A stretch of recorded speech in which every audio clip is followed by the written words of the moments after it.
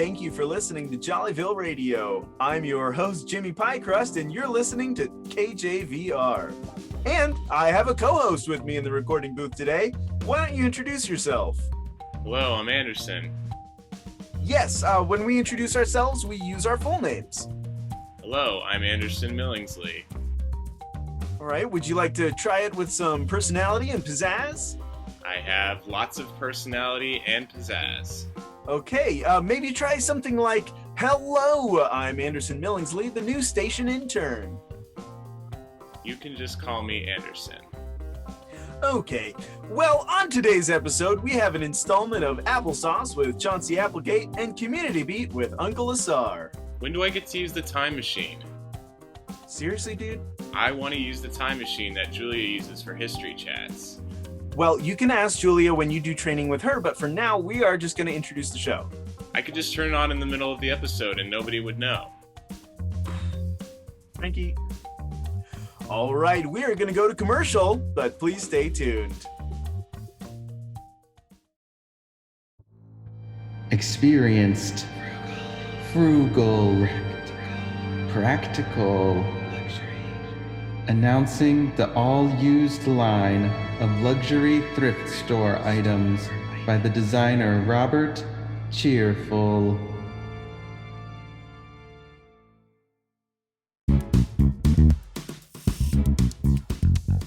I'm Chauncy Applegate, broadcasting to you from the Purple Street studio of Jollyville Radio, KJVR. Welcome back to another episode of Applesauce, the program that's just a mishmash of good bits.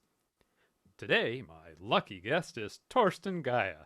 Thorsten's a life coach here in Jollyville, and today we're going to talk about how to be your best you. Welcome, Thorsten. Thanks, Chauncy. It's great to be here. I'm super excited about the opportunity to offer our listeners some of the great approaches I've developed for reaching your full potential in all aspects of life. Well, Thorsten, that's just the sort of thing I like to hear about on my great radio show. Between your theories and my well-demonstrated methods, our listeners should get a fantastic jumpstart on their lifestyle tune-ups. Actually, my theories have been proven to be effective around the world, across many languages and cultures. It's quite fitting since my last name means the oneness of Mother Earth. Some might accept that as a loose translation, Thorsten, but Gaia actually means Earth Goddess. The etymology is from the primordial Earth Goddess in Greek mythology.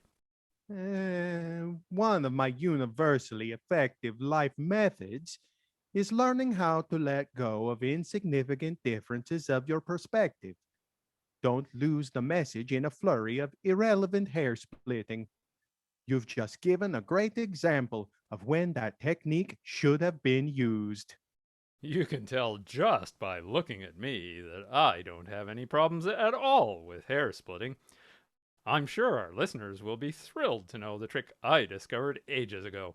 If you always rinse out your hair conditioner using the coldest water you can stand, you'll never have another split end in your life. I guarantee it. Well, it certainly does seem like you are quite an expert at pouring cold water on things. I promote a technique of emphasizing warmth, openness, and empathy in interactions with others. Many people have reported dramatic and rapid improvements in their overall sense of well-being and connectedness just by devoting some attention to this.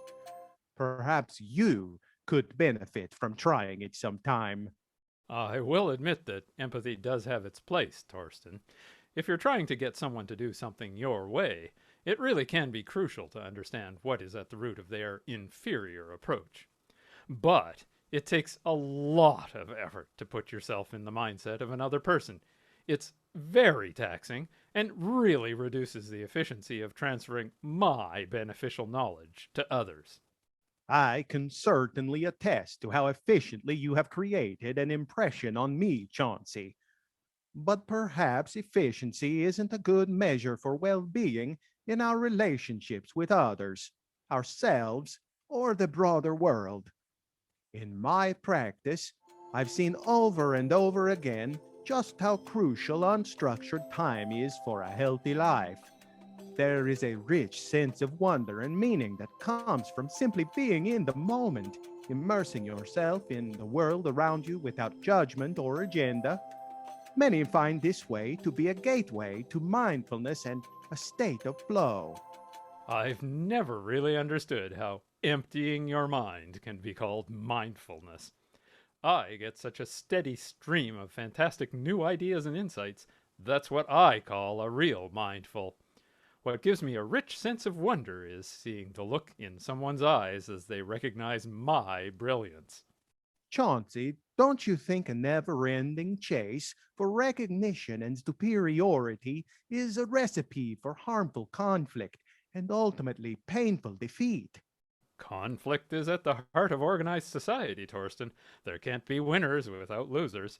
I'm not saying we have to be heartless. In fact, I take great joy from freely spreading my knowledge to help level the playing field, but there's still a score at the end of each game. I disagree with you on that point.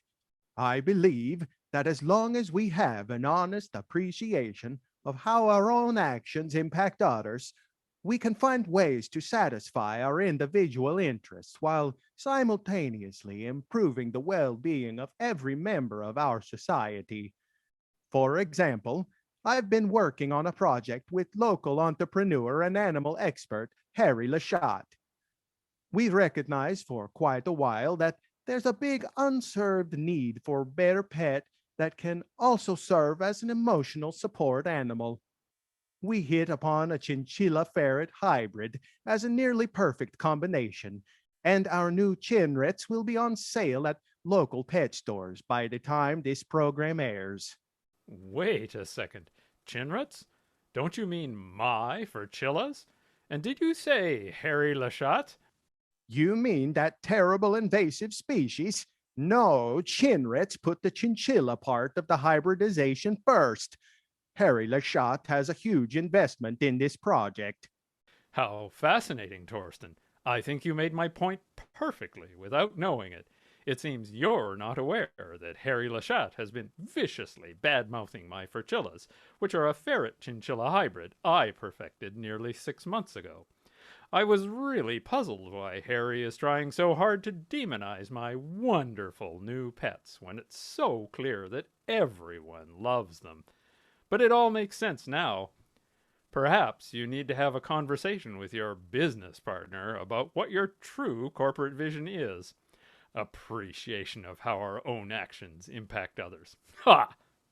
I'm completely shocked by your allegation, Chauncey. Rest assured I will discuss this with Harry, and if what you say is true, there will be a reckoning. I'll certainly enjoy having you back on the show to teach our listeners how to apologize, Thorsten.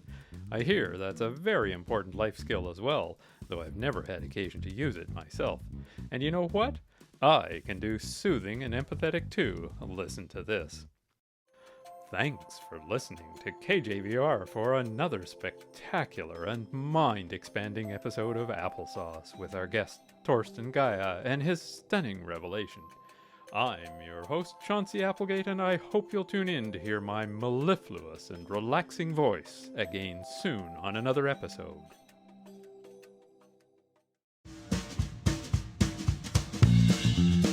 Jollyville Radio sends a shout out to Sheboygan, Wisconsin. Population 48,327. How y'all doing?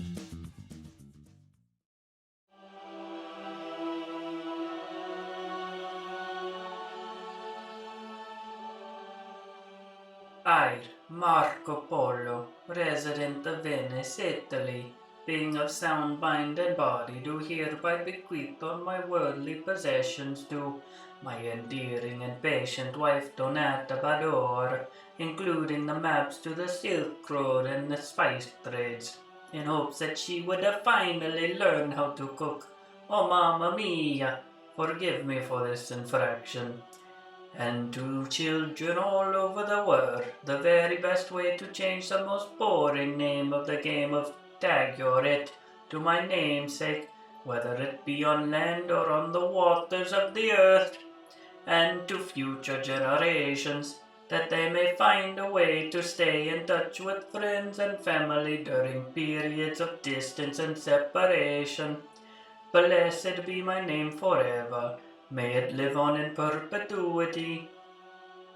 In witness thereof, I declare that I sign and execute this instrument on the date of the 1st of January, 1324, as my last will and testament, and further declare that I sign it willingly and under no constraint or undue influence.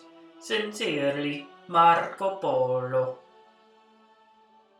Everybody say Jollyville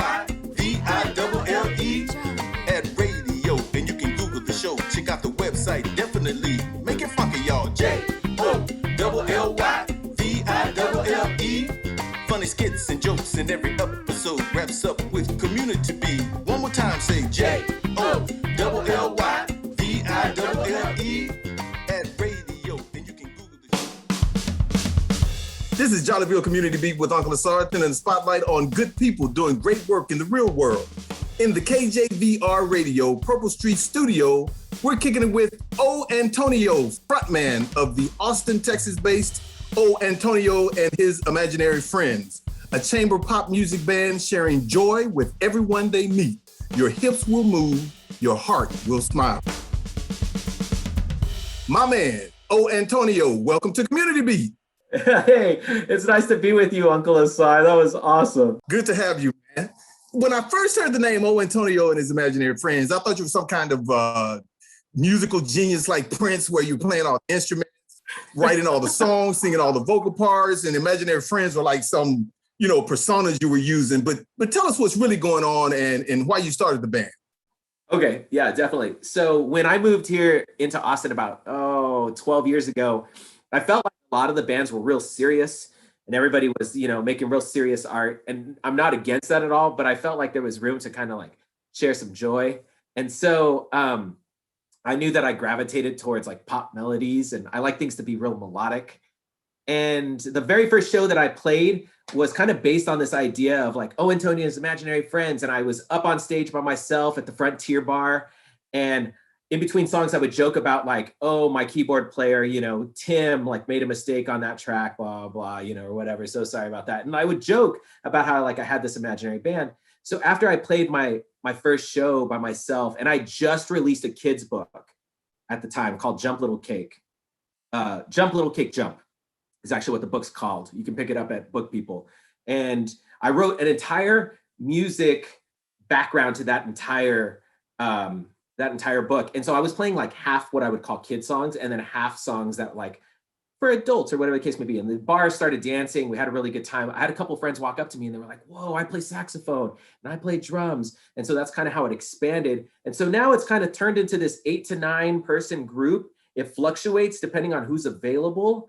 And we write these really kind of boisterous songs about serious things, but our goal is to give joy in the end. So like if we talk about suicide, our goal is to like give hope in the end, or we might talk about, a nephew that I had who passed away, who had a terminal disease, but his impact on the world is incredible. And there's still, ripple effects of like what he did in his lifetime through his disease that actually took his life, and his name is Anton. And so we kind of write these story songs and, as people are available, I am not Prince, Prince is amazing. And I hear things in my head and I'm like, oh, I kind of want this to be on saxophone, or I want this to be on violin, or I want this to be on trumpet, or we're gonna take this little toy piano that we picked up at Goodwill, that says Neiman Marcus on it and like plunk out all these like little fun notes. And so the goal is to kind of bring this beautiful world of like, here's what's actually happening in the world. And, like, let's work together to find hope. And so that's kind of the MO of O. Antonio and his Imaginary Friends and the chamber popness, of sound that we bring. Well, that's beautiful, man. You have a lot of positivity and joy in your music and your lyrics. I mean, you just expressed that. How does that help to build community? I think it's important to look at serious things in the face, whether it's racism, or the fact that like people need to be heard, you know. I think looking and listening, and then taking art to expound on those ideas, you know, and share hope with each other to like build a community is kind of like how the Imaginary Friends has kind of come about. And so that's kind of like, I don't want to say the equation, because that sounds very like, I don't know, institutional, I guess, but that's kind of the rhythm by which we work, you know. It's like, I want to identify, I'm working on two, I'll say, groups of songs right now. One that's dealing with like what's happening from like a race standpoint in America, and like, what does it mean for us to listen? What does freedom really look like internally? Like, if we're really free, truthfully, then like people can be who they are, you know, and any person of color or minority doesn't have to walk around with any fear. Like, because I don't think fear can exist in freedom. And so that idea of what freedom really, really looks like, when we're rich in freedom, fear is pushed aside, you know. And I'm writing a group of songs about that idea. I'm writing a group of songs about like some ideas about like empirical religious, you know, ideas. I'm not against church, but I'm against the idea of like someone standing on top in the name of Christ, but it's all about me being famous. Against that kind of stuff, you know. And so my goal is to like give hope as like we talk about some of these dark things, but as like we work through that, we're going to enrich the soil is kind of my vision, you know. And it might be a song, but I hope that what comes across in the lyrics and melody is the fact that like we're taking on these things that are a little bit tougher, but at the same time, like you can come along and join us as like, you know, we raise a flag to make change, you know. And I think like if you can see change in the future, you have hope for what you're driving for. So that's kind of what our community looks like and what we're doing. That's very interesting. You mentioned the freedom without fear. There's another great musician, he's passed on, Gil Scott-Heron, and in a song he talks about peace. Peace is not the absence of war, it is the absence of preparation for war. And I think that's what you're saying, and that's very profound. You mentioned that you had a friend die from a terminal illness. I think I read something about that in your literature. What is the process like when you compose a song and you're dealing with that? I mean, is that cathartic, or is it, I mean, how does that help you, or is that what you do? You know, that's interesting you bring that up. Like, I think it is cathartic for me. Like that song I'm talking about is called Anton the Brave. And it's all about this kid who has this terminal illness where like he had the protein in his blood cells that like helps you when you get a cut across your arm, you build up a scab. You know, he didn't have that protein. So like literally his body was falling apart layer by layer internally. But the kid had so much joy, and he ended up in the hospital at the University of Minnesota. And at the end of his life, I wrote this song, and he was my nephew, he was adopted from Russia. And I wrote this song about him. Like I wanted him to know that in his final moments, like when he heard this song, that like he fought and he slayed pain. There's literally a line that says like he slayed pain, you know, and made other people laugh and smile, and ended up with a lot of really good friends on the Green Bay Packers, you know, and USA Today like did an article about him. And I'm just like, this kid needs to know that his story is going to live on after he passes, you know? So yeah, in that moment, I wrote that song as a form of therapy for me, because yeah, it was really sad, but his story is powerful and is like, you know, puts a smile on my face still to this day. Oh, Antonio, what is your, we're talking about positivity and things and joy, and much of the popular music today is talking about, bling and, large and popping bottles, that type of thing. What does your fan base look like? What audiences enjoy your music? The kind of people that enjoy our music are the kind of people that enjoy, honestly, a catchy melody. I'm not gonna lie. And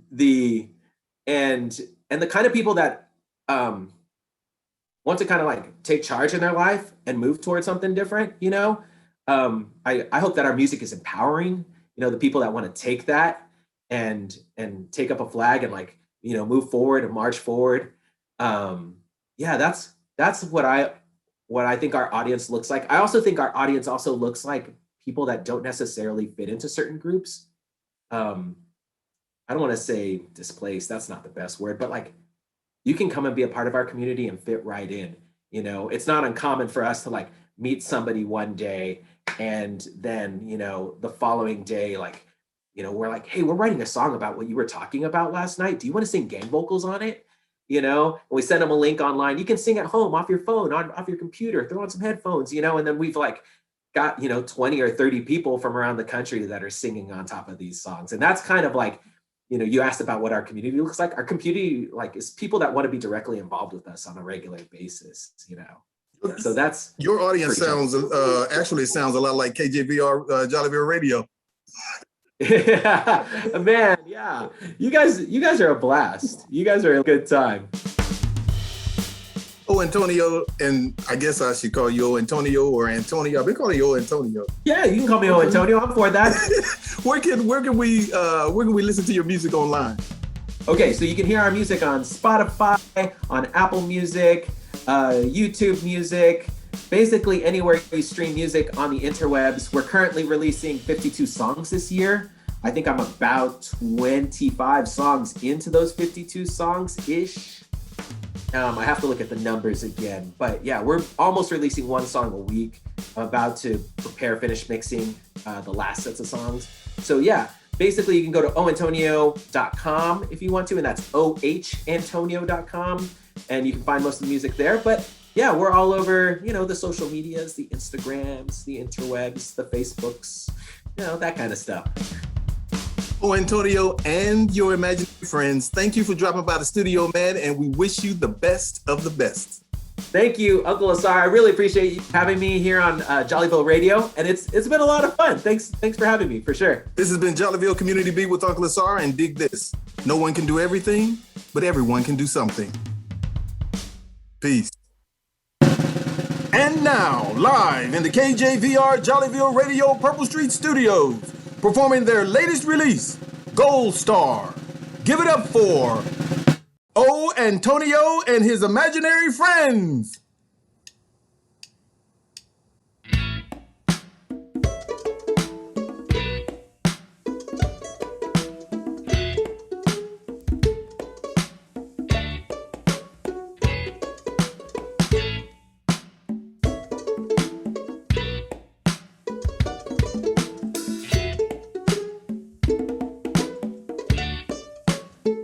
You know, I've been trying a binge too hard to get it right from the start. Cause I was taught when I was a little boy to get that gold star and give your parents love and joy. And I suppose that's when it all began. I wanted to grab that trophy and call achievement my friend. Struggling, wrestling, and learning to fall. I desired perfection or nothing at all.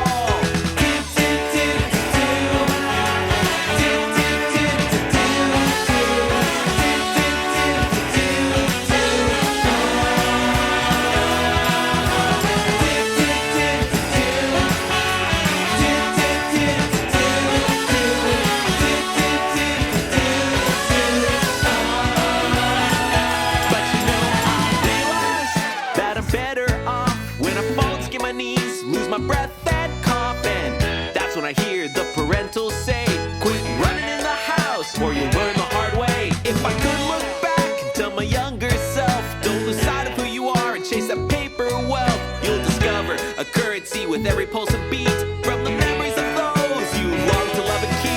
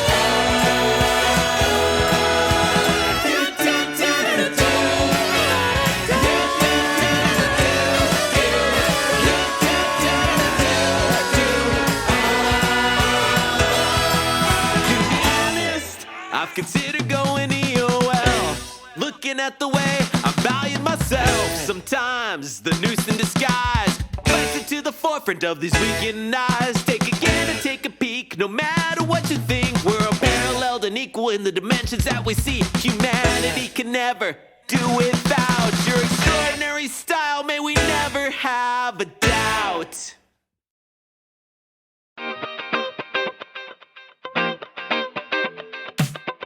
The creative team that wrote and performed these episodes of Jollyville Radio includes UncleASAR Alkebalon, Emily Ansonek, Lizzie Brister, Michael Crosa, Michelle Darcy, Richard Dayry, Brian Green, Alan Kay, Pilar Kep, Robert Leary, Thomas Schlitt, Matt Wake, Kay Wise Denty.